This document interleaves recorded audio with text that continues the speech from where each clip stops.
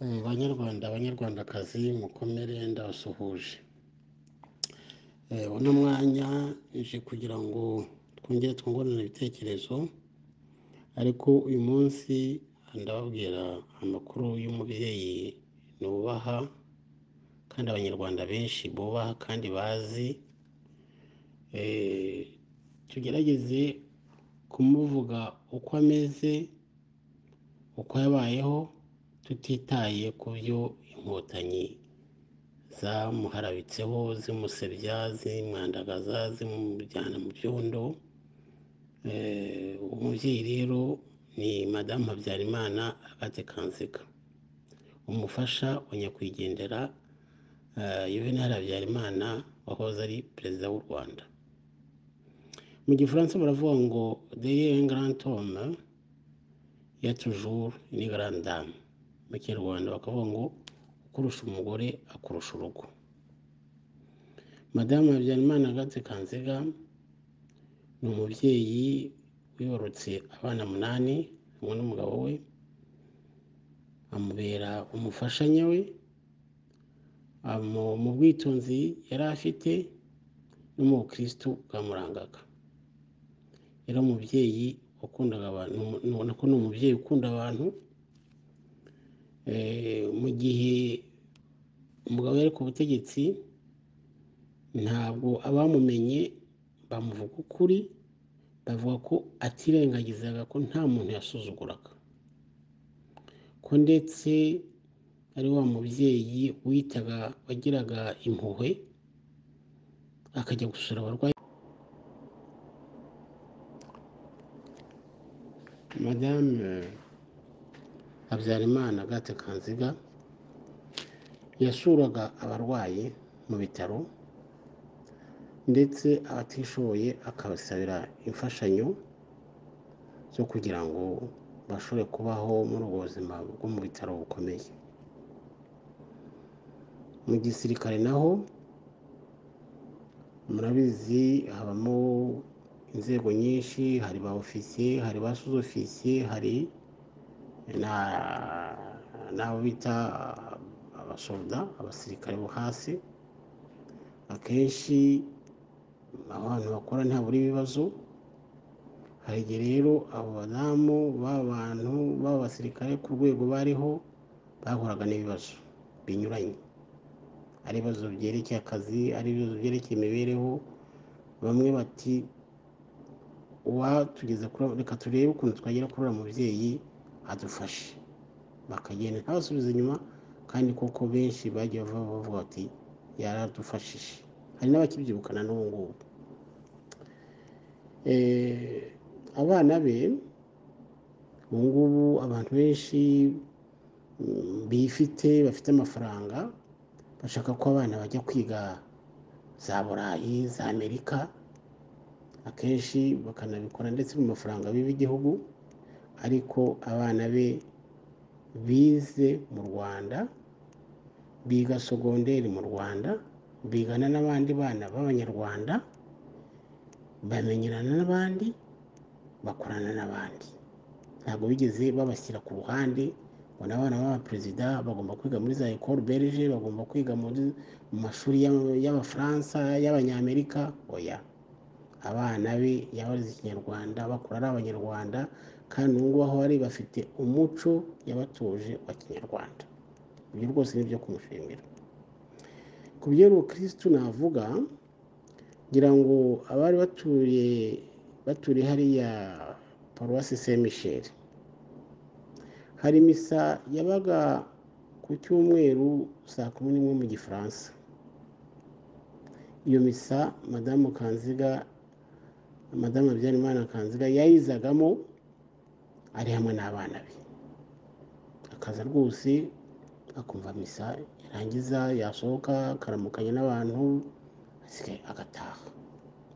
Yewe ibonekerwa ry'ikibeho ritangiye, Madamu Habyarimana yagiye i Kibeho, aremera urugendo ararukora, yirirwayo, aza gutaha nk'abandi bose, nk'abandi bakristo, nk'abandi baperore bose bagiyeyo i Kibeho.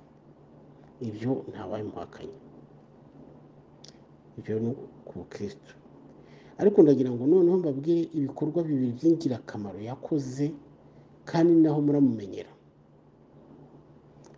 n'inkotanyi zamuvuze zimware kandi zicwe n'isoni. icya mbere bamuvuze avuga ngo niba atekaga ngo niba dirija umugabo niba agira ngo Madamu Habyarimana Kanziga nta serivisi ya guverinoma yigeze ajyamo cyangwa se ngo bamuhebije akore nk'uko Madamu Kagame afite niba ari club bamuhabije bakamana staff. Ibyo ngibyo ntabwo kuri Habyarimana ntibyabaye. Uzi ko ufite ibimenyetso azabyerekane. Yamenyaga abana be akakora ibintu by'ordre social byo gufasha abantu mu mibereho yabo. Ibi rwose sinkumbarana. Kuri icyo kintu cyo gufasha yashinze uruforina y'abana b'imfubyi batagira kivurira, batagira ababyeyi, mbese batagira kirera. Abana barabazana babashyira muri uruforina yise Saint Agathe hariya i Masaka. Iyo uruforina yashenywe n'inkotanyi, abana baratatana barabajugunya, mbese wenda bamwe baranapfuye ntibakibaho. Icyo Kamemu ntawagihakana. Hari n'indi nkuru rero namenye aho nyibabwira rwose murumva ko umuntu ahubwo ujya kuri iyi si bavuga ngo abatagatifu nubwo kuri iyi si, ariko burya hari ubutagatifu harakorerwa. Madamu Habyarimana Kanziga Agathe yize mu ishuri rya social ku Karubanda. Abo yiganye nabo bamuvuga neza. Noneho turashaka namenye inkuru koko ubona yerekana impuhwe koko uti gute. Hari umudamu biganye aho ngaho kuri social ku Karubanda bari abakobwa. Noneho umudamu aza gushaka agira ibyago ashaka nabi, umugabo amubera gica, amubera umuntu mubi, aza kumukubita atwite. Umudamu bimuferamo ndetse gushaka gupfa, agira icyo bita hemorrhagie interne. Noneho batumba muri ubwo bubabare bwe nibwo yatumye umuntu ati mpamagarira naka, ariwe Madamu Habyarimana Kanziga. Akimara kubimenya aza kumureba, asanga umuntu amerewe nabi. Murabizi icyo gihe u Rwanda rwari rukivuka, nta bitaro, nta kibitaro byagomba kumuvura byari hehe? Byari i Butare, icyo bitaga hôpital universitaire. Noneho umudamu yari i Kigali, aragenda asaba umugati wose ati kora ibishoboka byose uriya muntu ameze nabi araducika. Helicopter ya gisirikare yafashe uwo mudamu imuvana i Kigali imugeza i Butare. Mudamu baramuvura aza gukira, arongera aragaruka. Agarutse Madamu Habyarimana Kanziga ntiyamutereranye, ahubwo yakomeje kumurwaza, akajya amugemurira, akajya amushakira ibimutunga. Kandi nubwo mvuga ngo uwo mudamu ni uwo muri Sud mu Majyepfo. Urwo ni urugero rwiza mbahaye rw'ukuntu umuntu agira umutima kandi umutima akawuhorana. Iyo nkuru nayibwiwe n'abantu babimenye. Noneho nza kugira n'amahirwe uwo mudamu nza guhura nawe ndamubaza arabimbwira. Ibi nkivuga ntabwo ari imbarerano cyangwa ari amahimbo, ibinyoma. Ni inkuru yabayeho, ni amakuru yabayeho. Niyo yatumye mvuga nti umuntu umeze gutya, wabayeho gutya, agira neza abantu gutya, ntabwo abanyabinyoma bagomba kuza ngo bamuharabike duceceke. Oya, ntabwo bikwiye. Tujye tugira ubutwari bwo kuvuga umuntu uko ari. Niba ari byiza yakoze tubimushimire, niba ari ibyo yakoze nabyo tubinenge, ariko wakoze ibyiza tubivuge. Yego politiki igira yayo, ariko umuntu akagira n'indangagaciro ze. Ubwo rero impamvu naje kubabwira nti inkotanyi zino kimara gufata ubutegetsi ntacyo zitakoze, ntacyo zitamuvuze. Zimaze kumwicira umugabo zageze naho zimukina ku mubyimba ziravuga ngo niwe wamwishe.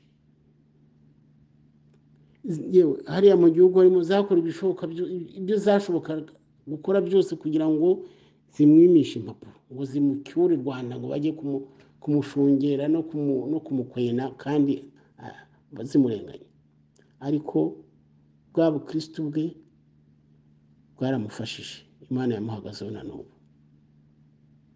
Ubwo rero ni madamu Kanzwe nashaka kubabwira, mumenye ukuri, mumenye ko bari bamuharabitse, barimo iriya couple yigize igitangaza ngo yakurikiranaga abantu kandi yari yakoraga propagande Gatindi Kagame, uriya ngo Dafroza ngo na Aregoti.